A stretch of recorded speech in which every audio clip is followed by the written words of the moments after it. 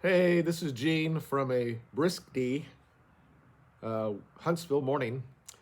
I did see this morning, I was looking through, trying to get some information about this video I was going to do today. So I watched all the YouTube platforms that have a lot of Manchester United stuff on it. And I saw John Motti out in front of Old Trafford. Looked like it was pretty cold. Looks like it's a little bit more colder there than it is here. We do have a little bit of a wind here. It's probably 50 with a little bit of wind. I lived in Florida the last 15 years before we moved up here 3 years ago. So when it gets down to about 50 or 45, I start to feel, a little bit cold for me. Although I like it, I've always liked it that way. I loved it when I was in England. I just like the changes of season, and I do like a brisky morning. You can go out and walk and get your thoughts together. And I was obviously thinking about this topic that I'm going to talk about today. About 4 months ago, I put my opinions out on who I think should end up winning or becoming the new owners for Manchester United. I'm not really sure we have new owners yet, but what we do have is a change. Back in 4 months ago, it looked like that the Cardes, the Qataris, was going to win. Prince, whatever his name is, and I thought that was bad for Manchester United and the precedent that we would be setting. I don't care, and I said it in the video. I don't care if Manchester United or Manchester City does this. I don't care if Chelsea does it. I don't care if PSG does it. I don't want us to be affiliated with a nation state and with questionable backgrounds. And regardless of what's happened the last couple of weeks in Israel, I have my opinion about all that. It's not mainstream. I don't. I understand why it happened. I understand the response to it. But there's a whole lot more into that. And of course, I'll talk about that on my channel. I've been talking about it. If you want to see that stuff, if you just want to talk about Manchester United stuff, that's great. I don't really separate them on my channel, but there is stuff about the Israeli issue, and it's a very.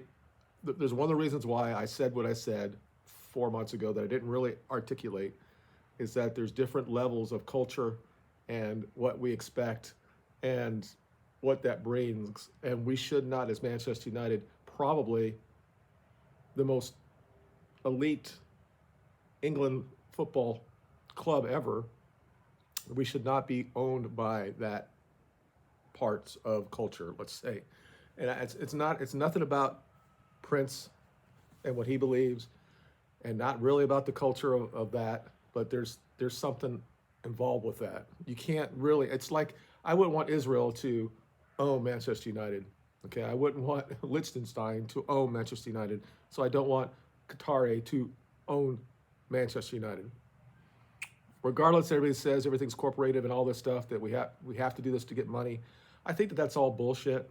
And if you look at Chelsea and all the money that they have and all that they've spent, they're not doing well. Just because you look at Manchester City, they got the right coach. They already had a pretty good system already set up before Pep got there. They actually was a very good team before he got there. He let him. All the guys before him got him to a certain level, and then he got him to the next level. Meanwhile, everybody else is kind of like falling from the wayside. So I'm going to talk about that because everybody says that Newcastle is the way to go. We got to follow what they do, and because they're doing so well, they're doing well in the Champions League, and I still think Manchester United is going to finish above them in the league. But let's just look at this, and I'll tell you why I said what I said 4 months ago, why I think that this is the right thing for us. But again, we do not know. We don't know at this point that whatever happens, if we do really, really bad, they're going to still say it's because we didn't get the other bid. If you do really, really, really good, who knows who they're going to give the approval to? And the reason why I want to talk about this, there's been a couple people that have been talking about this. A lot of them get emotional, and I get it. These are people that live in England. A lot of live in Manchester. I understand it. I do, 100%. It would be devastating to me if I thought that my team was now dead. And this is what their headlines are, that Manchester United is finished because of this. They just do not allow themselves to take a step back. Now, I want to give a lot of credit to Sam from United's People TV. He said it 4 months ago that what he had seen through to the actual business papers that it looks like that what Ratliff was trying to do, which is get a minority ownership, and then eventually would end up taking over the team over a certain amount of time. And as long as it gets to the evaluation that the Glazers want for that team, and they want like 6.2 billion, right? Now the question is, how much do they actually own? Is it 60%, 69%? And that was his video he did back then. It was very, very good. I said it, I referenced it in my video I did 4 months ago. And I thought it was a very good way to look at it and take the emotion away from it and look at about what he's trying to do. And now we're finding out today, after these videos from all these people who have all this following, been so emotional, saying that we're finished. Now we're hearing that there's a little bit more to what he's going to do. He's going to be in charge of the football operations. I don't know what that means. He's paying for 25% of it. And again, how much do the Glazers actually own? If they own, let's just say they own 60% of Manchester United. So he's getting 25% of that 60%. Then really he's only got like 15% of the team itself. But if he's at name only, the approval of being doing all the football operations, I'd rather have him there than have the Glazers there, or somebody that's not English. I'm sorry, and I'm not English, but I think that this is something that Manchester United really, really had to do. They had to get somebody that you got the guy that's probably the most wealthiest person in all of Britain, who's going to own the team. I think that's a good thing. And I think when I said in my video back then about the heritage and what it actually means to be Manchester United, and that we need, well, I'll talk about the other part maybe later in the video. But as it starts trickling out, now we don't know until Thursday when they have the vote, but apparently everything kind of like pushes to that. And that's the reason why I never really updated that video. I said I was going to have a long form discussion about that. But things changed so quickly, and all of a sudden it was like, oh, we're gonna have to wait another 3 or 4 months. So I sat back, I waited to go on, but then I always remember what Sam said. I looked at the stuff and I said, I think that's probably how businessmen are gonna go. I think that's why the Glazers can still have some sort of money coming out back to them still, and say we don't want to deal with the football side anymore, and you're gonna meet our valuation. And I think what I've heard now is up to 8 billion, or at the very least, it'll be 6.2. So if it just only stays at that, in the future, 5 years from now, Ratliff will take another 25%, and then he'll have 50%, and he'll do it again and do it again. And it's gonna, whatever the market is bearing at that time, the Glazers still get their money. Ratliff controls the football side. Now I do have some questions for that, and I think it's a great way to do it. And these are two businessmen that do this, and they know each other and they're friendly with each other. So I was always somewhat confident that that's how we were going to go. It's just better that way, I guess, in their mind. And the thing is, I said back then, in the 4 months ago, I said you should go with your first instinct, and everybody was very excited when Ratliff got in as a bid because he's Englishman, all that stuff. And then we realized that his bid was not going to get rid of the debt right away. It wasn't going to give us a new stadium, and we weren't going to get our shiny new players, like Mbappe or something like that. And everybody wants everything right away. This is the culture that we live in right now, is that we want everything right away. And if you don't get it, you see it. People start getting on the ground and start have tantrums. These are adults they just can't control the fact that they're not getting what they want right away. So there are a lot of people online, a lot of people that are pushing this stuff that we have to have this, because if we're not, we're gonna go far behind everybody else. And they use Manchester City as that pinnacle. Right now they are, but that's what we should strive for as in ownership. We should have that. I mean, Chelsea had that, and then that guy got run out because he happened to know Putin. And these people sit there and say that's fine. Well, what happens if we find out that the Qatari goes in, takes up the club, and all of a sudden they have ties to Hamas? What are we going to do with that? I mean, Manchester United has to be better than every other team in the league. If they're going to, everybody says now this Prince might buy Liverpool. Go ahead, buy Spurs. go fucking right ahead. I mean, that's more like what it should be. I mean, London is not an English city anymore, so fine, go do that. There's more people there that are kind of like you anyway. So go ahead. And Manchester's getting that. Manchester is getting that way as well. So when I talk about stuff like this on my channel, sports and culture, they do intertwine. So I'm not saying that we have to hold on to the past, but I think Manchester United needs to be above all of this. Just because money could be there and they could do all this overnight, that it's going to be better in the long run. Now, again, nobody knows. You could do it right now, and we have all this money that came in from Sakari and all this stuff, and we got all these players, all these mercenary players come in, and we'll still be like shit. I still remember Madrid did what they did. They got, what do they call it? The Galacticos. All they actually won is they won the league one year. They didn't win a Champions League with that. They got other players that had role players that were really, really good, and then they had Ronaldo, and they had Casemiro, and they had Modric, and all that stuff. Modric played for Spurs. Nobody really thought when he went to Real Madrid he'd be the greatest player in the league or in the world, and he has been for the last 5-8 years. He's been the top 3 probably in the world. I don't think that Spurs actually thought that was going to happen. So, I mean, we kind of looked at him. We wanted him, and they're like, we were like 50-50 on him, and we didn't get him. He went to Madrid, had good players around him, and that team had a good chemistry on the team, and they ended up winning a lot of Champions League. Truly, they were a cup team. People don't want to say that because they win a whole lot of leagues there. They won a lot of cups. So they didn't do a whole lot of the trebles and all that stuff there like Barcelona did.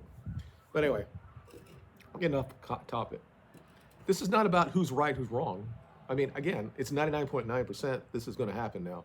So just by what I see, they're going to get 1.3 billion. And the Glazers are going to have that to share it with themselves. So they're going to get like 200 million each, I guess. And then he's already said in the project that he's going to refurbish the stadium. And they want it to be 90% or 90,000 seater. Now, of course, I think Manchester United should have a stadium that can hold that. But whatever he does, it has to be more than 1 billion because it's going to take more to retrofit that stadium and change the concourses. I mean, I went there, the last time I was there, it was March 21st, I think it was, 1999. Right after my son got born, and we just got him out of the hospital, and it's right around my birthday, and we knew that we were going to have to leave, go back to the United States, because as good as the NHS was for us, they didn't know how to deal with Kyle's condition. They just kind of like fattened him up, but he had other issues. And we found out when we got home, he lost all that weight, and then, we find out what was going on with him. Of course, he's fine now. I mean, he still has issues, but I mean, it was hairy for a long time there. And so they allowed us to move to California near LA, near family, and he got the greatest doctors in the world. And I'm going to go off topic for just a little bit here. Every time I hear things about our healthcare in this country, now from an administrative standpoint, we suck, all right? I hate the healthcare system. I hate all of it. But our doctors, our actual hospitals and stuff are one of the best in the world. But when you see in their little list, they have us down like 25th. And I'm like, everybody that really needs some shit that needs to be fixed, if they have the money, they come here to get it done. There are people here that are the best in the world, and my son had that. I'm not saying that England couldn't help him. I mean, they wanted us to reward him. So, as much as I like England and a lot of things about it, because it reminds me of the United States 40 years ago in some areas, and I miss that about the United States. And I'm sure there's still parts in England the same way as it was. It's been a long time since I've been there. Like it's been 23 years since I've been to Old Trafford. So getting back to that, as much it was quaint. Had a lot of people there, right? We went, and my daughter and I, we went to the museum, and then the next 2 days, because we stayed up there for that weekend, we watched them play at Everton, and then Beckham got a goal that game and all that stuff, and they won 3-1.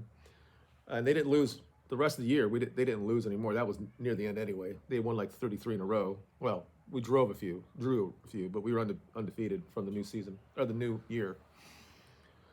So I watched that. and it needed to be updated. Let's just say that. And you see all the new stadiums that have come out now. They're beautiful stadiums. You know, the Spurs Stadium is beautiful. Here in the United States, we've got SoFi and even the older ones like Dallas Cowboys Stadium and all that stuff. These are great venues to go see games. But they're going to do something internally inside of Manchester United. It does look like they've actually changed the locker rooms, because when we toured it, it was a lot smaller, and then we see it now, it's much wider and stuff. So they have to do something internally inside of that. Also get the more seats, of course, and I think they should make them bigger because people are getting bigger. And they can still do it. They can do like Spurs did, and you can do it at the same time you're playing right next to it. But it still should have the same charm of Old Trafford. It shouldn't look like the Bayern Stadium. I don't want that per se, but they can do what they want. But if they're going to go in and actually refurbish the stadium, they have to fix all the leaks. They have to refresh the seats, make it better. They have to make the Wi-Fi better there, cell phone and all that stuff. Make it more technologically done, and where the actual inside the stadium itself, when you're going to and get your food and stuff, it has to be wider, have to be better. Facilities to go to bathrooms, stuff like that needs to be updated. Have to have better boxes for those guys who have all the money and they want to have this, and have a better game day experience at the stadium. Now, of course, Manchester United is still going to sell out that stadium because it's Manchester United. So, whatever. If that's they're talking about 2 years, and the thing is, what people don't really understand, maybe they do. I look at Sir Jim Ratcliffe, kind of like Jerry Jones in the United States. These are guys that are in their 70s, and they know they only have maybe one more chance to do something as an owner of a sports team that they can be involved with. Jerry Jones has been trying to get a Super Bowl for 30 years after they won 3 in 4 years in the 90s. And he's been trying, he's spending all this money. He got this new stadium, all this stuff to get him one more Super Bowl before he basically dies.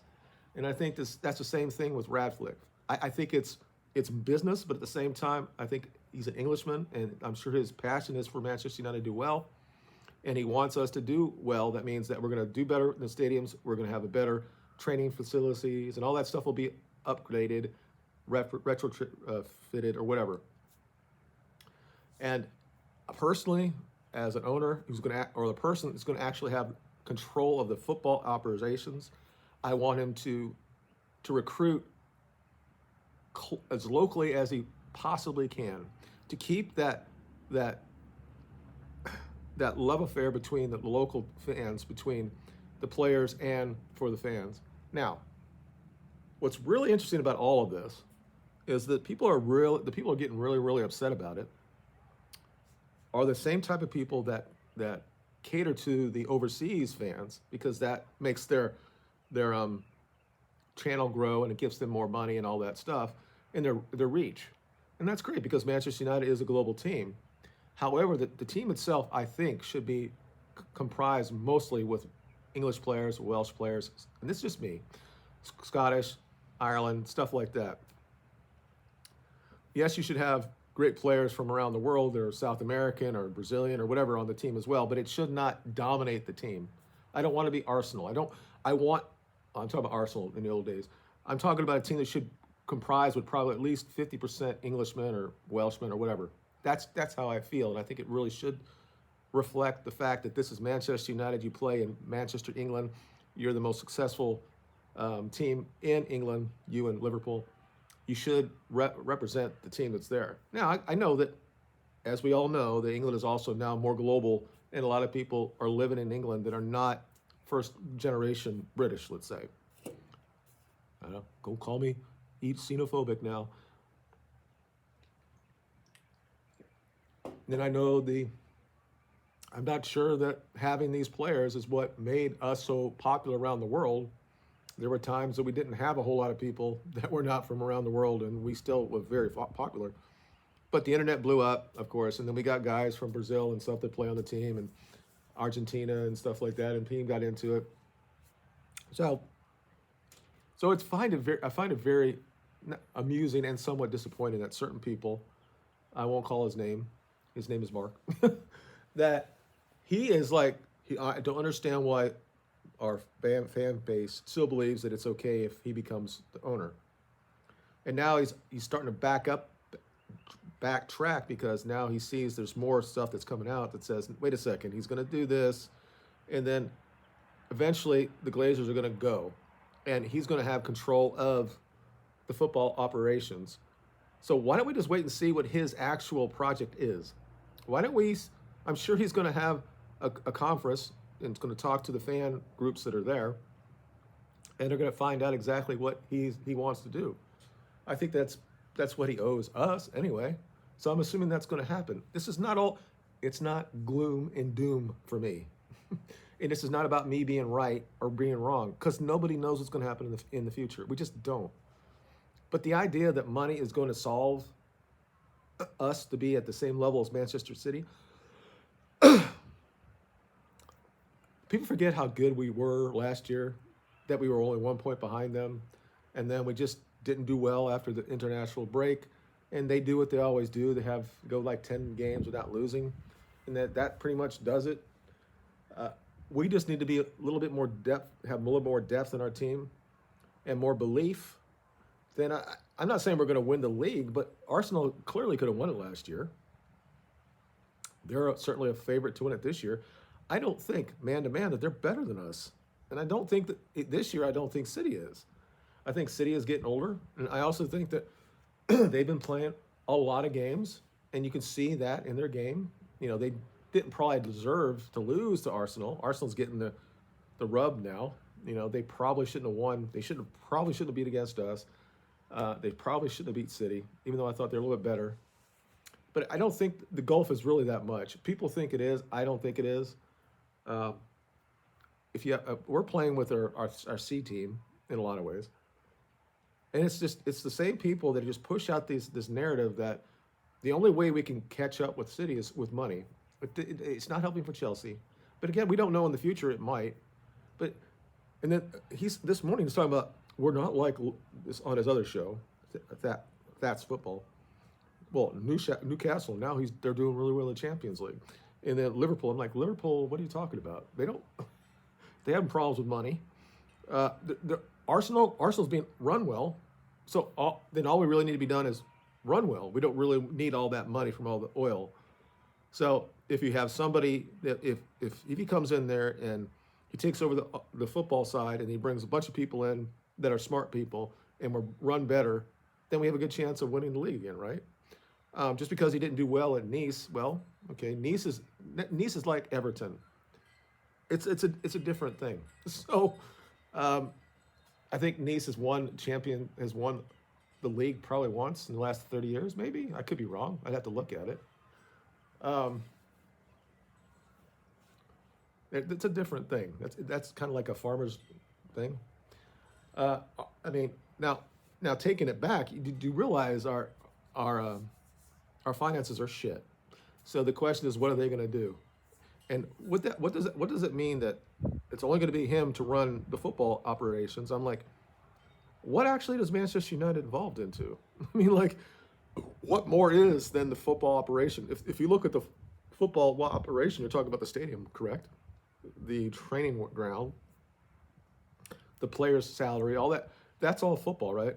So what else does Manchester United do?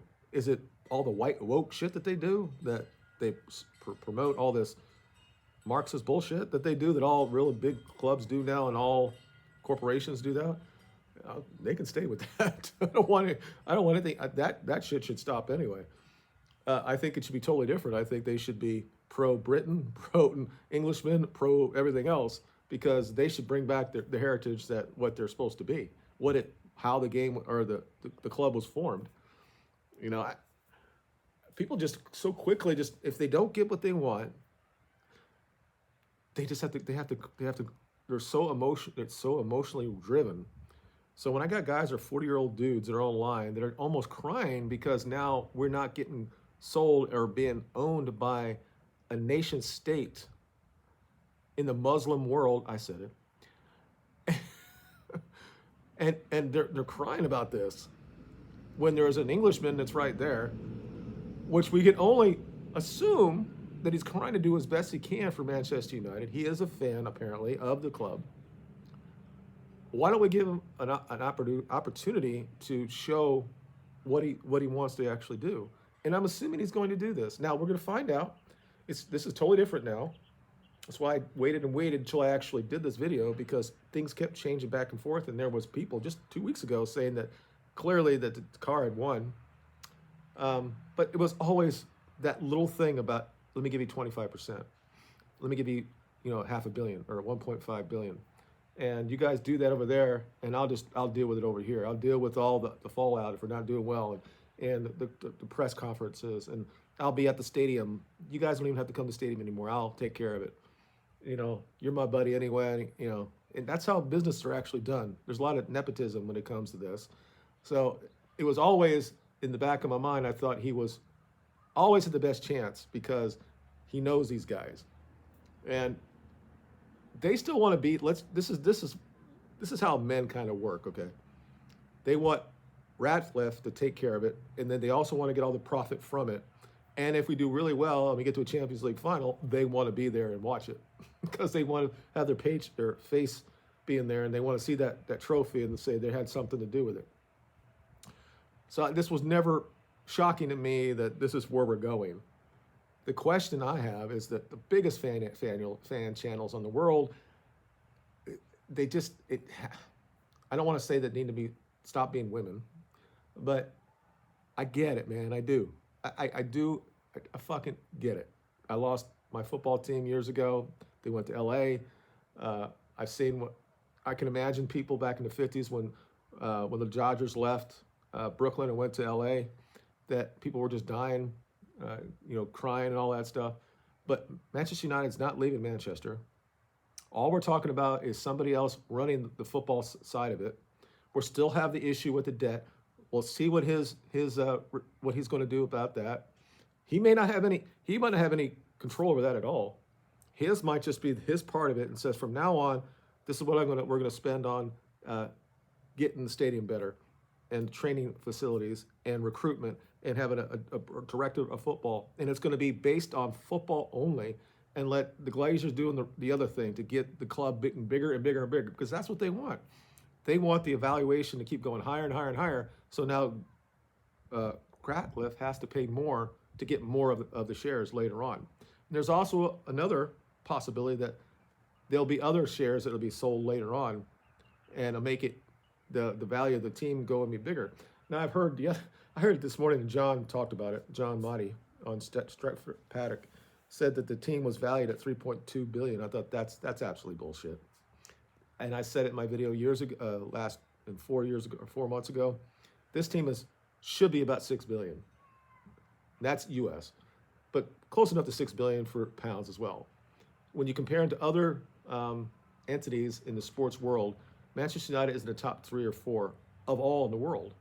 And if somebody in the United States, a football team, gets sold for 4 billion, and let's say the Cleveland Browns, they don't have the same reach of Manchester United. At the least, it'll be 6 billion. I think that the Glazers think this as well, and that's why they think that the teams will be valued at like 8 billion, maybe 10 million for 5 years from now. So this is like, I get money now, but then later on I'm going to get even more money, and then meanwhile, Jim can get more money to finance, get more of the club, because the valuation goes up. It's just hard. It's how the business is, and eventually he will have 51.5% of the club, and he'll have all control of everything. Again, personally, I would love to know somebody tell me what else there is of the football operation that he will not have control over. When you say he's got control of the football operation, explain to me what's the other stuff and what that means. And once I know that, I'll have a bigger idea what they're going to try to do. But right now, I'm not up, I'm not down. I think it's just we're going to go on with ourselves. At the same time, Jim is going to come in. He said, "This is my plan," and probably starting next year, we're going to see the fruition of that plan. And as I said before, this is an older man. He wants to see his dream to be realized. So I think it'll be something quick. Now, we know how to build shit. It took like 1 billion years to get Wembley finished, and it took Everything is overrun in England, and it takes forever to get it done, which is crazy. It shouldn't. Such a big, huge project like that, it should be able to be done in a very efficient way. Maybe if they get Trump to do it, they might get it done better. Anyway, that's all I have today. Tell me what you think. I know a lot of people are upset about it. I'm okay with it. I don't care right now. I just want to play as well on Saturday. That's more important in my life. Billionaire men and all that shit. This is how the world is. Personally, I think it's a better thing overall in the long run that we don't have a nation state controlling Manchester United. You guys have a good day, and we'll talk to you later.